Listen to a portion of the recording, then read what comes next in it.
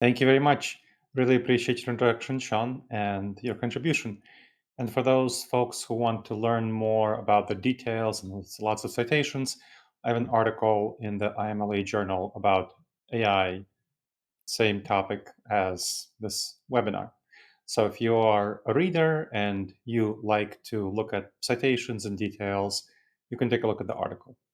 Now, from a housekeeping perspective, I should let you know that you can get some post training resources that include information about how lawyers can use AI most effectively and guidance on that, as well as a copy of my book. So, I have a book out on this topic called ChatGPT for Leaders and Content Creators. Not selling this book. Happy for you to read this book for free. It's available at the link. You should see that link in the bottom of your screen. And I'll also put it into the chat tinyurl.com/DAEEVENT. So tinyurl.com/DAE, that's the acronym for my company's name, Disaster Avoidance Experts, DAE event. Again, tinyurl.com/DAEEVENT. So again, that's going to be a copy of my book on AI adoption and resources on how lawyers can use it most effectively. All right, with that out of the way, let's talk a little bit about what we'll be talking about today, what we want to accomplish. You want to understand what generative AI can do and cannot do. So some of the stuff that Sean already mentioned, I'll be going much deeper into what it can do and what it can't do. Then using AI safely. So talking about chainsaw, you can use AI as a chainsaw, but you can also use it as a scalpel. It's not a chainsaw. I would not use that metaphor. If you use it wrong, it can be a chainsaw. But really, what AI is a toolkit. So if you think about a toolkit, your toolkit can include a scalpel, it could include a chainsaw, it could include a wrench, and it could include a hammer. AI is going to be incredibly useful for you if you know how to use it well and which tool to pull from your toolkit. So we'll talk about using AI safely for research, for drafting. We'll talk about recognizing legal and ethical risks and applying public records and confidentiality rules specifically for municipal lawyers. And finally, I'll talk about a plan that you can build for implementing AI, one that spans 30, 60, and 90 days. So that's the shape of the presentation. I'll be giving some demos a little bit during the presentation itself. So, what is AI? It's a tool that creates text or images from your instructions. That's the generation part of it. Now, AI, artificial intelligence, what is that even mean? What kind of thing is it? So, artificial intelligence is an algorithm that's trained on a database. That's really all it is. But it's trained in a very particular way. So, what does it mean for it to be trained? Prior to AI, how programmers develop programs is that they build programs with instructions, telling programs to do this, not do that. That's how the vast majority, that's how all the programs that are not AI function that you use, whether it's email, whether it's LexisNexis, Case, Westlaw, all of these programs, spreadsheets. It's a very complicated version of do this, don't do that. So very much detailed. Programmers can tell you how every line in the code works and why it does what it does. AI is different. It's quite different. So programmers can't tell you how it works and why it works. Here's why. What AI is programmers develop an algorithm and they provide it with a certain amount of data and they provide it with desirable outcomes. Then they see how closely the program algorithms' outputs match the outcomes. And that's the gap between the outcome and desired outcome and the algorithm's actual outcome. So if you want to, let's say, write a legal brief, what's the gap between the desired outcome and the outcome that the AI creates? So that is the space that needs to be filled. And the algorithm is created in such a way that it can modify itself, and that's the training part of it, to come closer and closer to the ideal legal brief, the ideal research of statement on something that you're working on, the ideal memo of anything that you want to do, the ideal filing for court, or anything that you want to create. So the algorithm is trained, it modifies itself based on repeated reinforcement of, hey, you're closer to the outcome or you're further from the outcome. And so, because the algorithm is self modifying, programmers can't tell you how it functions at the end, after the process of training. They can tell you how it started, but they can't tell you how it's going, and they can't tell you where it ended up and why it ended up the way it is, because the program algorithm modifies itself. And so that is what the algorithm is about. The algorithm's goal is to get closer and closer to some determined outcome that it's fed and told, hey, you need to match this outcome. So that's the traditional AI. When you think of AI, has been predicting whether the outcome of AI is more or less, the outcome of the algorithm is going to be more or less closely aligned with the desired outcome, and to get closer and closer to the alignment. So that's the predictive algorithms. That's traditional AI. Generative AI takes it a step further. It's predicting whether the new content it generates is going to be as close as possible to the desired outcome. So it goes beyond classifying whether a certain outcome is closer, like is this legal brief ideal or not? That would be the traditional AI approach. The new generative AI, not traditional AI, the traditional AI is pattern matching. The new AI not simply pattern matches, but can also generate things that would be content that would be closer to the ideal outcome. And the newer the model is, the closer it is to whatever ideal outcome, to the extent that at this stage, AI can do 100% ideal work in a number of cases. And we'll talk about when it's going to be reliably ideal, close enough to 100% that it's essentially 100%, when it's going to be a little bit more complex and nuanced, when it's not going to be 100%. So it depends on the complexity and the length of the task. So that's the broad idea of what AI is, the difference between traditional AI and generative AI. So what you do for AI is you type in a request called a prompt. The tool predicts the likely words or images to reply to it.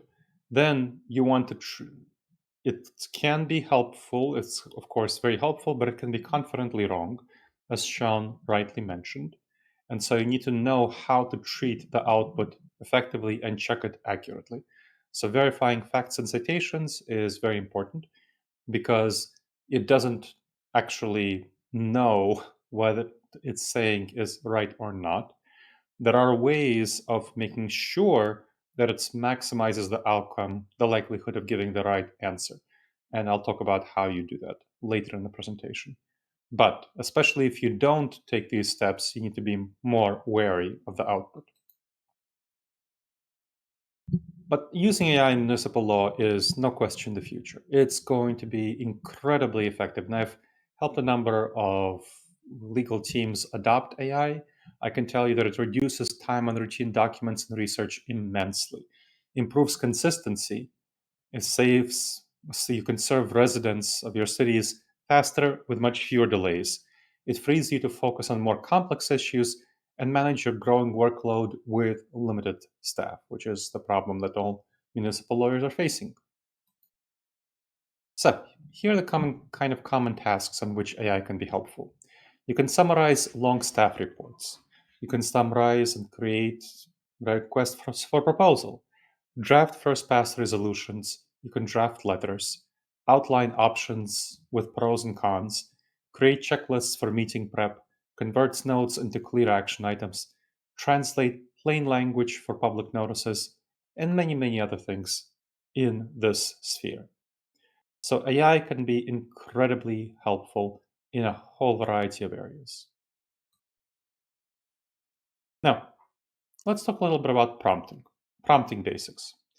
You want to describe your role, who you are, and the audience. State the facts, goals, and limits clearly. Ask for a format like outline or checklist. Request sources to review yourself and iterate with short, focused follow ups. Let's see what that might look like.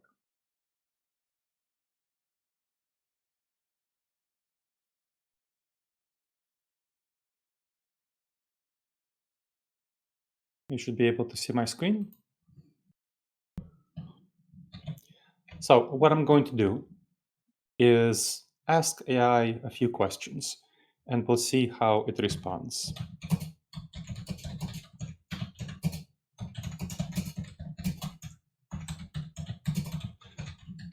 By the way, this is going to be Gemini. So this is Google. If you're a Google shop, this is something that I recommend using. If you can also use several other AI tools, and I'll talk about them. But here is the question that I'm going to ask Google. So, what kind of ways can you, Gemini, this is Google's AI tool, help municipal lawyers? All right.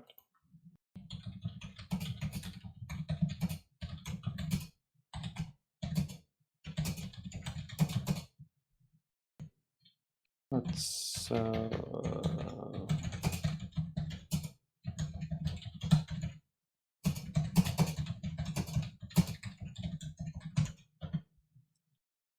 let's create an example legal memo to review a housing permit application for a major new development. So, memorandum, question presented, is initial building permit, or what things it creates, specifically Title 33 zoning. Problematically, the application package doesn't include a complete traffic study addressing the right of way for public improvements, and so on. Statement of facts, submission date, current statute, discussion analysis, zoning compliance, issue, rules, so it's citing rules. You can look at, see this rule as a specific thing. I'll get to that in a bit. But here, so zoning compliance, you could see the application, lacks required site-specific survey, conclusion. Again, this was just something I asked it to create as a sample.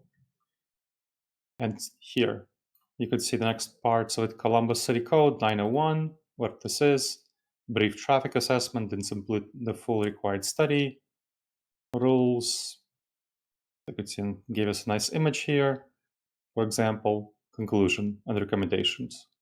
Is incomplete and fails to meet several objective requirements. So recommendations, hold the application, notify the applicant. And you can draft a formal correction information letter.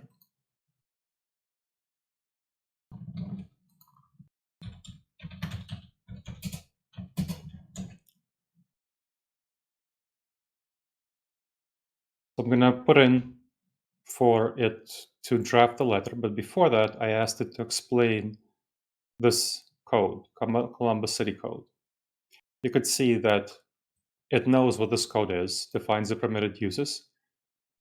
It's part of the city code, what it permits, what it doesn't permit, single family dwellings, agricultural uses, and so on, accessory uses, and so on. So it gives a citation to a source. You can go to a source, apparently a video, and check out this video. Let's see. It's giving us a real video or not? I'm curious. Video is not available anymore. So not sure if it's a real video or not, but let's take a look at this confirmation letter, a formal correction information letter sent to the applicant. So, formal letter. You have Riverfront Development Corp. By the way, if you have any questions in the meantime, pop them into the chat. Happy to for you to pop these questions into the chat. Department of Building and Zoning Services date. Again, it's creating all of these stuff, but this is, let's see if this is accurate. Uh, yep, it got the address accurately and got the Columbus Building Department, Building and Zoning Services. So again, I'm just kind of doing this on the fly. I didn't pre-create this. Riverfront Development Corp. Subject. Dear Riverfront Development Corp. So did the first determine the application package is incomplete, explaining why it's incomplete, gave the required action, public improvements, environmental compliance, addressing deficiencies, required actions, resubmission procedure. There you go. Now, imagine how much time it would take you to draft this, to analyze this and draft this yourself, right? How much time would it take you to do this? It would take you a ton of time. Whereas this took Gemini, you saw it, it did it super quickly. And this was just it making stuff up based on me asking for a sample. You'll, of course, feed it actual information. And so that is very powerful. Sean, can you get the slides back up, please? Thank you. So that is the very simple prompting. Now, if I wanted to do an actual prompt, I would describe my role and the audience, state facts, goals, and limits clearly, ask for a format, and so on. I didn't do it here. Why not? Because I just wanted to very quickly demonstrate a sample. But for when you are actually going to be putting in information yourself, you want to start by saying, hey, I'm a lawyer for, I don't know, City of Los Angeles. And what I want to accomplish is evaluating a new ordinance or rebuilding after the fires and kind of thinking about various legal complications. And state facts, goals, and limits, ask for your format, and then you can have short follow ups like I did to iterate over time and ask further questions. Okay, so there are a couple of questions that came in. How are the resources input or uploaded to Gemini? And why do I use Google Gemini? Does it produce higher quality work product for municipal lawyers? I'll use other tools during today's presentation, but I want to start by using Gemini because Gemini literally today released its newest model, Gemini 3. And Gemini, Google Gemini, currently it is the best model out of all the ones available. So it leaped ahead of GPT 5.1, which was previously the best. Well, GPT 5.1 and Claude Sonnet 4.5, they were the best models before, and they were kind of tied for doing different things for different purposes. Right now, for the next few months at least, I anticipate that Gemini 3 will be the best one because they just produced their newest model is just trained, so it's like the state of the art. And so that's why I wanted to use and demonstrate Gemini. Now, in terms of resources input or uploaded to Gemini, I'll be happy to show that to you a little bit later in the presentation once I do the next demo. But yes, thank you and keep asking your questions.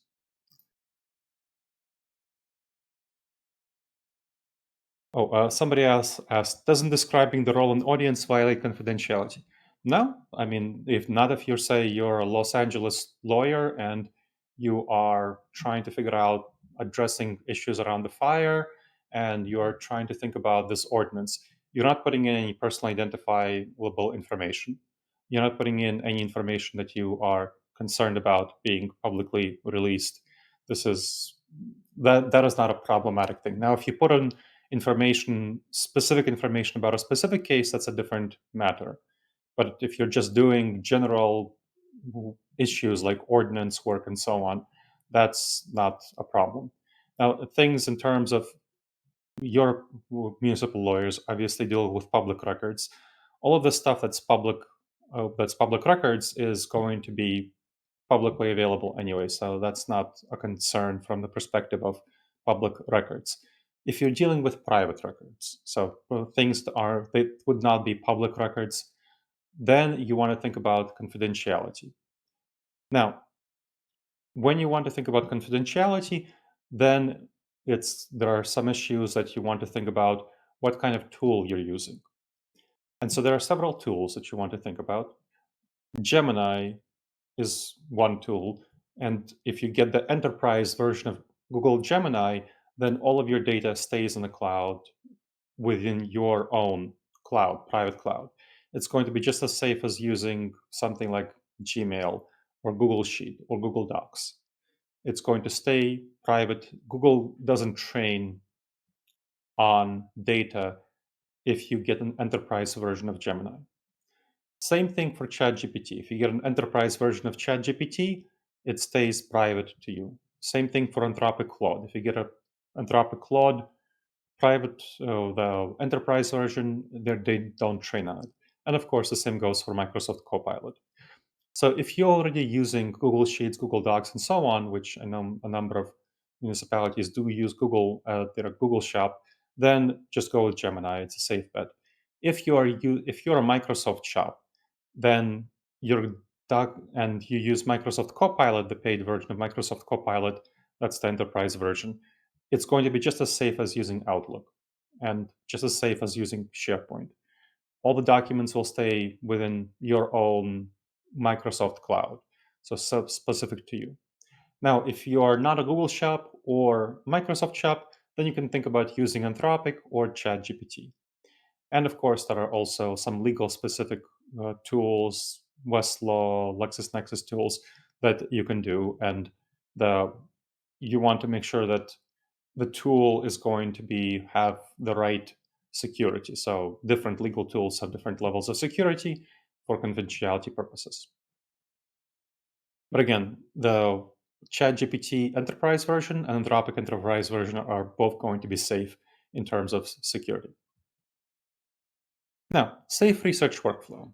So you want to start with a clear question and use AI to outline, then verify it in your databases, LexisNexis, Westlaw, and so on. Capture the sources, update the outline, and then decide based on the law. So that's a safe research workflow. That's something that you're going to be pretty comfortable with because you can then verify the outcome. And drafting workflow. Provide context and template, request a draft, review for accuracy, revise and iterate, verify citations, finalize, and file. So let's take a look at some example. Now, in terms of Google Gemini, how you add documents to it, first of all, you click on Add Files, and then you upload your files, add from Drive, import code. But let me take a look at another tool, Anthropic Claude.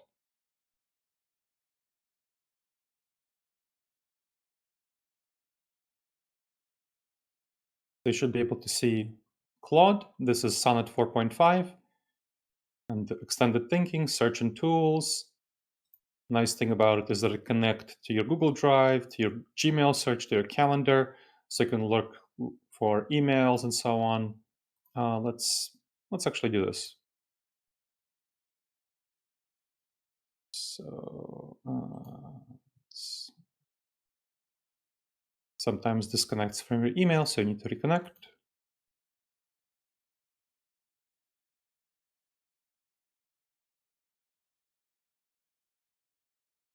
Let's tell me about my last email exchanges helping the city of Annapolis. So, city of Annapolis is one of my clients, and here I'm going to ask it to summarize some of my latest emails. So let's see what it does.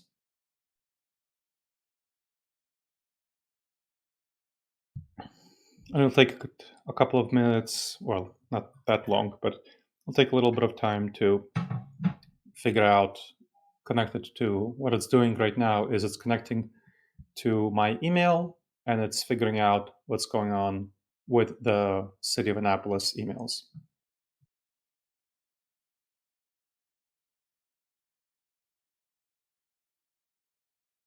So now you could see it understands what I'm asking. Now it's looking for relevant information.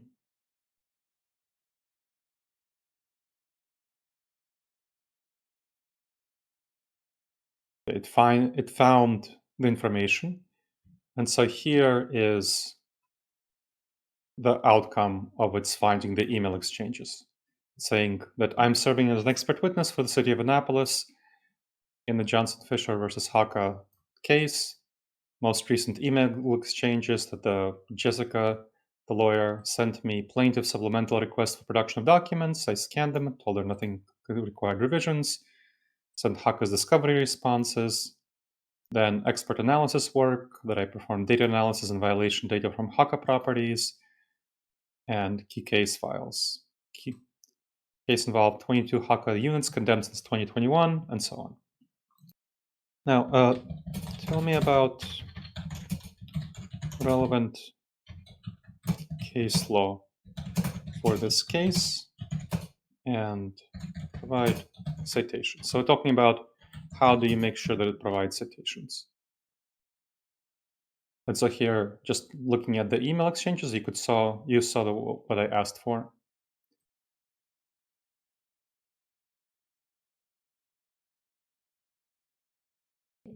Somebody asked in the meantime, the memo generation is very fast, but how do we know it's accurate? So that's kind of, while it's figuring this out, I'm going to answer that question. You can't know that it's 100% accurate. That's your job as a lawyer. So what you want to do is you want to think of AI as a paralegal. So paralegal who can generate information quickly, but whose reliability you might question, and you might wonder whether the paralegal is reliable. And so you want to go through the information and verify it. Just read it, see if it makes sense. Obviously, look at the underlying information, but the large majority of the time with the modern tools, when you actually upload the memo like this, you upload a file and you go to your files, whatever it is, let's say that it's an article and so on, then it's going to be quite accurate because what's happening is it's grounded in your existing data. So here are the relevant cases and legal principles for the Johnson Fisher versus Huck case. Texas Department of Housing and Community Affairs versus Inclusive Project. Then you can click on this link, and you can see that it's actually linking to the right information. So this is how you would verify. Mali versus Department of Social Services, foundational case. Municipalities can be found liable only if their official policy or custom causes constitutional violations. Then you can click on the link. You open the link. You see that, yes, this is indeed the relevant issue here. And so that is how you would actually verify. Okay, can you bring back the slides, Sean? Thank you. And so the drafting workflow I gave an example of drafting, I gave an example of verification. And let's talk about an AI agent. So an AI agent is an automated helper for end-to-end tasks, following steps, rules checks, and calls approving tools. It routes issues to you as a human when needed, logs actions to support public records, uses city templates and local law text. It boosts speed while keeping controls. So this is a tool that you can build by putting documents into one of the AI tools. So I showed you Gemini.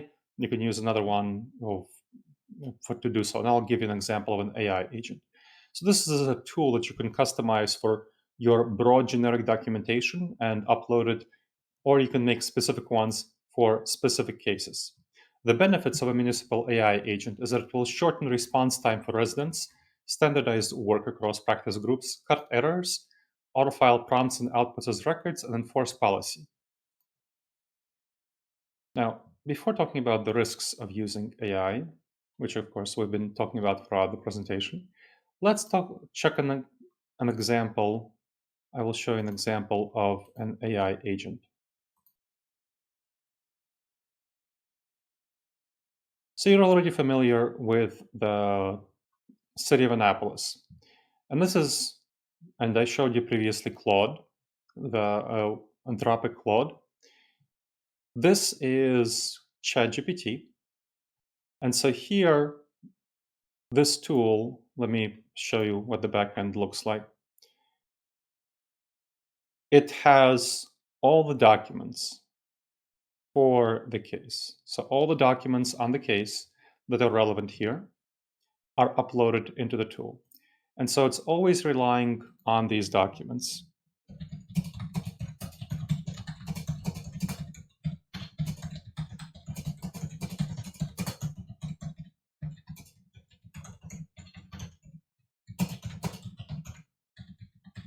And so you can give it a question like, give me an analysis of the legal position of the city of Annapolis, strengths and weaknesses. Okay, so it's going to say it's searching its knowledge.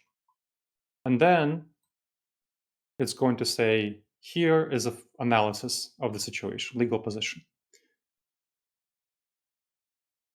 Here's the overall assessment, key strengths,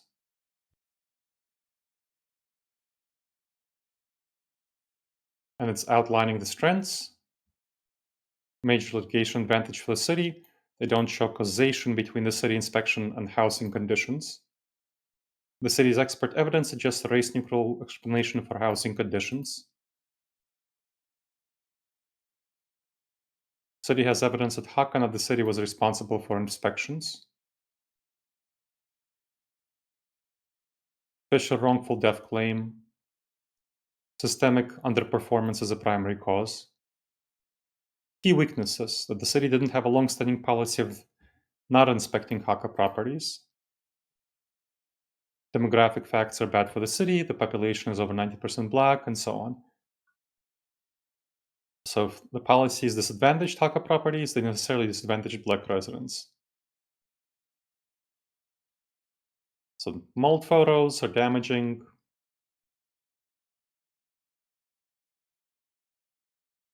And here it's going to give you Sorry to interrupt. Yes. It could just be me, but I think we're kind of getting a slideshow like it's throwing up once every minute or You're so. what? What's happening on the screen share right now? I don't know if that's just me, but If you're what? it might be. Yeah, it's Can you like repeat? it's showing up every minute or so on what's happening on your screen. So I don't know. It might not be following closely what's going on. Yeah, we might want to try it again. Sure. Okay. How's this? Can you see this? Yep, there you go. Much better. Perfect. Okay.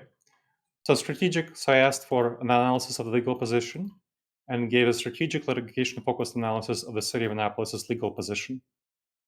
And it gave key strengths, which I talked through, key weaknesses, mold photos, summary assessments, city strengths, city weaknesses, bottom line. And then if you want, I can also prepare deposition outlines for city witnesses, Dauber challenges, and let's say, prepare Dauber challenges.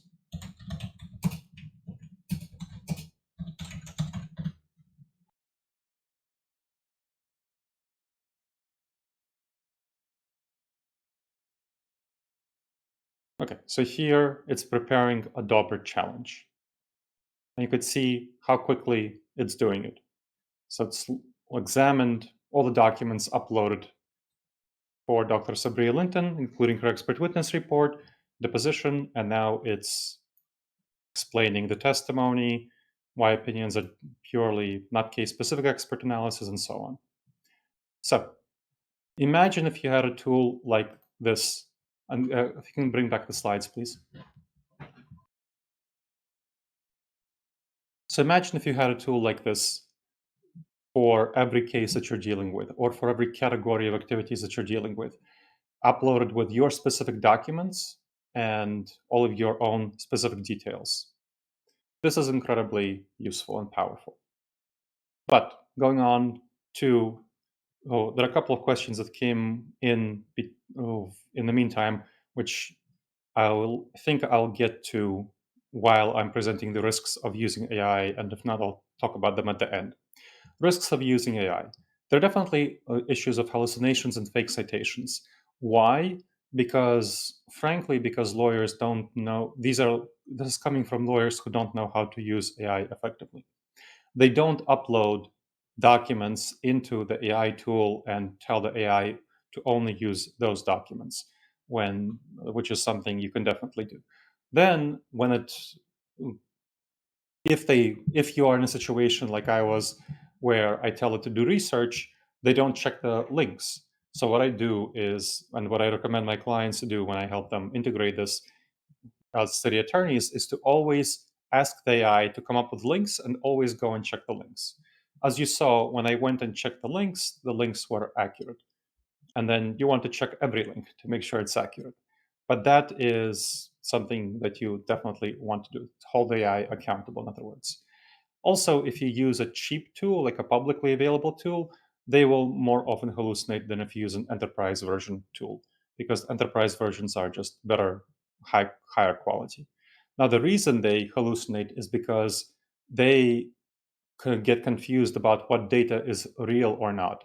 And unless you tell them to search the web and find citations, they will just try to use their internal database. Their internal database is not necessarily indicative of reality, as you can imagine. So the database is the web, and the web is not always truthful or accurate. And the way that it's programmed, it can get confused. So it can have bias in training data and outputs. It can have accidental disclosure of confidential facts, which is once you want to, again, read memos and reports that are prepared that are going to be public documents to make sure that they don't disclose confidential facts. So have vendor data retention, check that out, and make sure that you have human review. Real sections for AI errors, that's definitely true. Courts may, as Sean mentioned, require disclosure of AI use. Lawyers have been fined for fake citations. So there is ethical violation if you don't have supervision.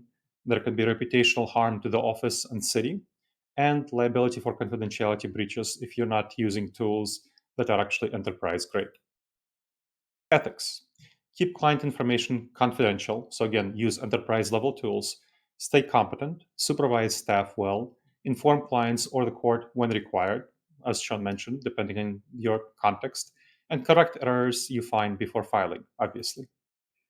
Verification basics. Search cases in trusted legal databases like LexisNexis, Westlaw, and so on. Confirm them, cross check them, compare quotes, keep a checklist, and save what you verified. Public records. Remember that prompts and outputs can be records. Save them if they inform decisions. Your retention schedule, whatever it is, just follow the retention schedule. Apply legal exemptions before release and place records on hold for litigation if necessary. Confidential information. Redact names, addresses, and sensitive details if you're not using enterprise level tools. Use tools that don't train on your data. So that's the enterprise level tools I mentioned. Prefer on-premise or managed instances, so ones that you can be confident about. Log every prompt and output, which again just happens automatically for AI tools. And have authorized staff audit logs regularly to check to make sure that everything is going appropriately. Safer tools. Prefer tools your IT team manages. Don't allow shadow IT, in other words. Check if the vendor uses your data for training. Kind of mentioned that already. Require clear detention and retention norms. Ensure you can export prompts and outputs for public record purposes.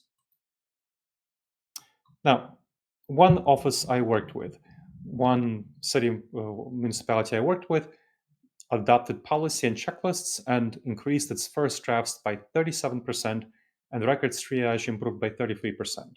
So that was the example of how one office benefited. Better service metrics for public requests and higher staff satisfaction with rules. Now, at this point, I want to share with you a video of someone that I helped with developing AI tools and integrating them into her work. So, can you please share the video, Sean?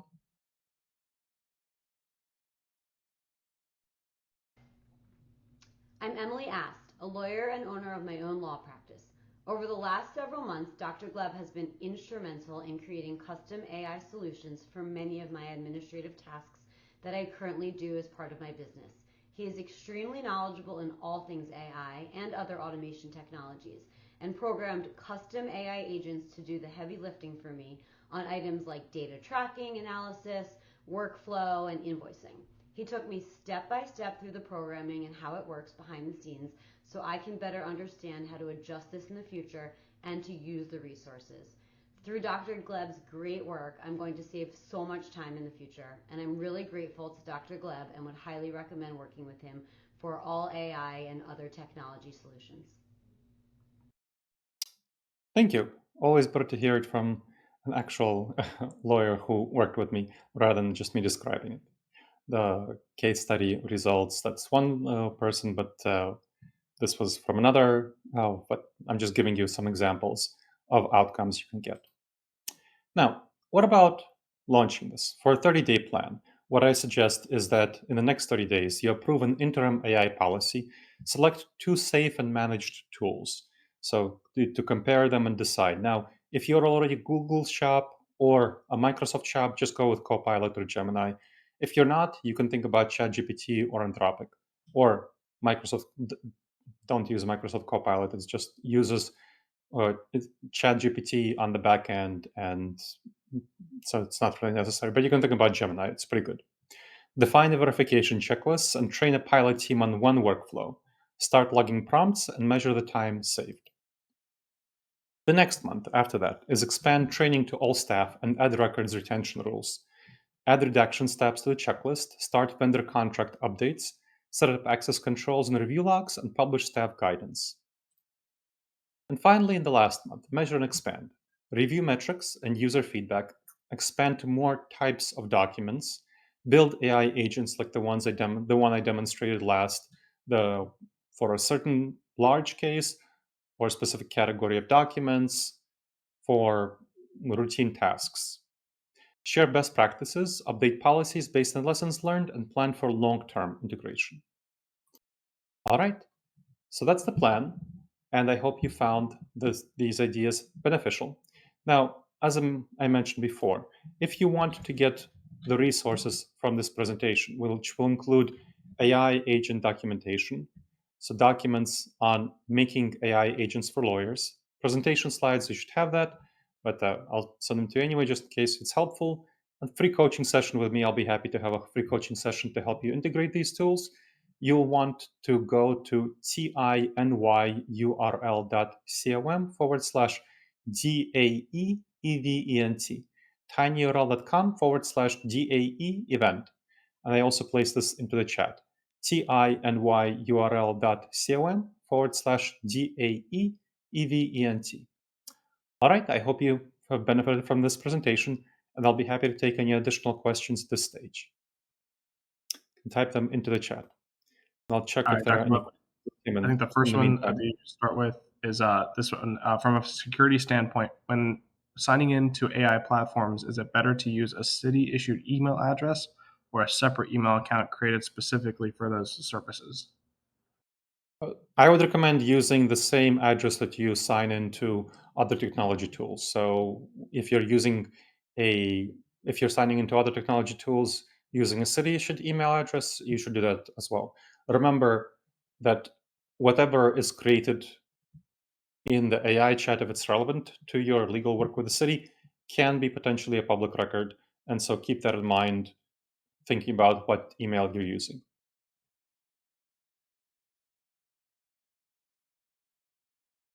All right, and then this is a good one. Are there any programs that can detect whether a document or text, at least partially, was generated by AI? And I would actually include videos in that too, because I know that you can generate AI videos, and that can be kind of dicey for potential lawsuits for cities. Is there any way is there any programs that can detect AI generated things? So it's a cat and mouse game. Of what I would say is that there are programs that can detect content generated by older AI models. But with models like Gemini, if you are using them correctly, like the latest Gemini or the latest OpenAI tool, ChatGPT 5.1, or Claude Anthropic 4.5, or Microsoft Copilot that's powered by GPT-5, it's going to be pretty hard if you use it correctly and prompt it accurately to definitively determine whether it's a tool, whether it's something that's generated by AI. Now, programs to detect AI might get better over time, but right now with the latest models, it's going to be difficult to state with confidence whether it's generated by AI. Regarding videos, so videos generated by AI can be there should not be too difficult to recognize right now because they don't have oh, they are only for generated for short brief periods. So you have an AI generated video, it's going to be something like 10 seconds. So AI generated video can't do something longer than 10 seconds. Any longer and it needs a cut. So you can see if something is, of course, it will get longer over time, but right now 10 seconds is probably about the best that AI videos can manage and stay with the same cut. Now, over time, they'll get more and more oh, powerful and they'll be able to generate longer and longer videos. And because they will increase their quality, it will be harder and harder to tell them apart from human made videos. So, unless AI companies are made by regulation to include watermarks in their videos, their images, you won't be able to tell them eventually. So, right now, that's not too much of a problem as long as you can recognize that short videos are there's a possibility that they're made by AI or videos that are going to have a number of cuts and look like they're not like a single video. Great. And then we have another one that says, it seems like general AI tools have no access to data and legal documents provided by platforms like Westlaw or Lexis. So does it mean that Lexis AI could generate more accurate and professional results for research purposes about legal cases rather than tools like ChatGPT? So that depends on the context of which you're using. If you are looking for case law precedents that are not available in public records, yes. So Lexis AI, Westlaw can generate better outcomes. If you are looking to for documents that are kind of your own documents, like routine documents, memos, and so on, based on your city law, no.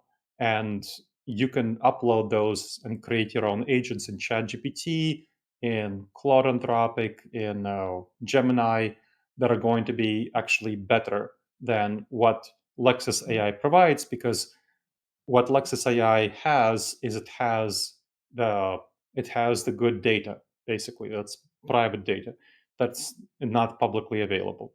But the AI tools that it has are not the best AI tools. So the algorithm is not going to be as quality in drafting documents. It's not going to be as quality in providing legal research analysis.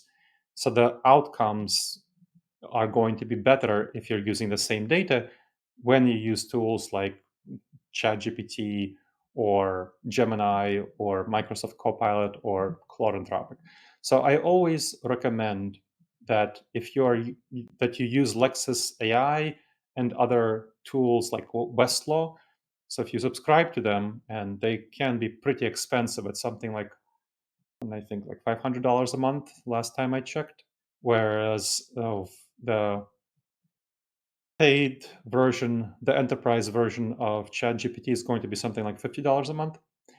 That you really want to use Lexis AI only for the cases where you're looking for research, and that's the where you want to have like high quality research. But when you're drafting things, when you're analyzing things, when you want intelligence, that's when you want to use tools like Gemini, ChatGPT, Copilot, and Anthropic, Claude. We have a ton of questions. I'm trying to get to the ones that we can get to here. All right. So, is there an umbrella tool that would check citations against or by several AI services? No, there's no such tool right now, but it would be nice if somebody developed it. All right. And then next one is, how do you upload documents for use with Microsoft Copilot? Is the Copilot version already included with Microsoft Word ideal, or do you recommend an upgraded version? So let me show you.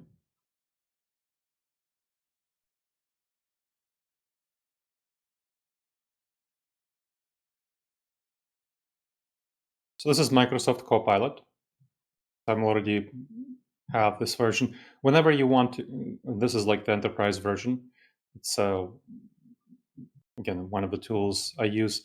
Whenever you use Microsoft Copilot, you want to use it with GPT-5. That makes it smarter. And here is where you add content. Work content, upload images and files, cloud files, chat with an agent. So this is where you would upload files and do whatever you want. Again, this has access to all of your internal files that are linked with Microsoft. So again, quite useful tool to have.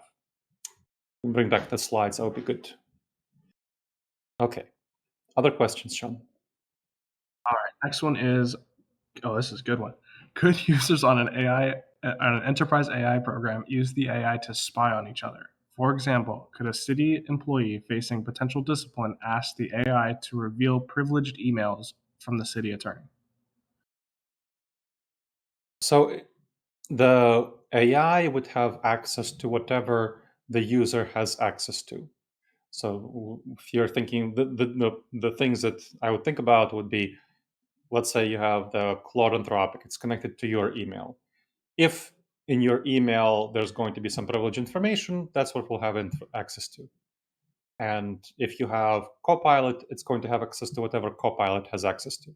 Now, if a city employee has access to the emails from a city attorney somehow, then they would. But generally speaking, you wouldn't have access to the emails of a city employees of the city attorney. So I don't really see this as a serious threat unless your system is set up to give employees access to everyone's email, which I doubt it is. All right. Um, which AI programs could I use that did not share or train the model using proprietary information I enter into it? In particular, I am working on IP, new inventions, etc. I do not want the new unfiled patent application and invention information shared. How should I handle Totally. this? The programs I mentioned, you want to get the enterprise version of any of them. Enterprise Anthropic Claude, Enterprise Gemini, Enterprise ChatGPT, or Enterprise Copilot. So don't use the free version. Don't use the version for just for the personal use. Get the enterprise version. Pay up. It's not that expensive, and it's going to ensure that the model doesn't train on it. That all your data is going to be kept to you. Perfect. All right, a couple more questions. I know that some of the tools have a temporary option. Do they mean that once you use them, they are deleted right away? Can that be a safety option to address confidentiality concerns? They are going to be deleted right away, yes. So the temporary option, it's going to be deleted. It's not really going to matter in any meaningful way from having a tool that whose terms of service prevent it from training on your data, like an enterprise version, but you can certainly use it. And the reason you might think about not using it is in terms of public records. And so that's just something that would depend on your jurisdiction and what kind of public records you're bound to create. All right, last question, then I'll read out the coveted CLE code. Are the AI results subject to right to know laws or open records request? Is there guidance or ethics opinions on this that exist currently? To talk mention about public records. So right now, this is actually being litigated with New York Times demanding access to chats from ChatGPT as part of its copyright lawsuit. And the judge has still to make a ruling on whether New York Times can have access to the records of ChatGPT of users. So it's an actively litigated issue right now. Stay tuned, follow the case. All right, and it's 2 o'clock, so thank you, and that will conclude the presentation. I'd like to once again thank Dr. Gleb for speaking today, and for all of you for asking such awesome, insightful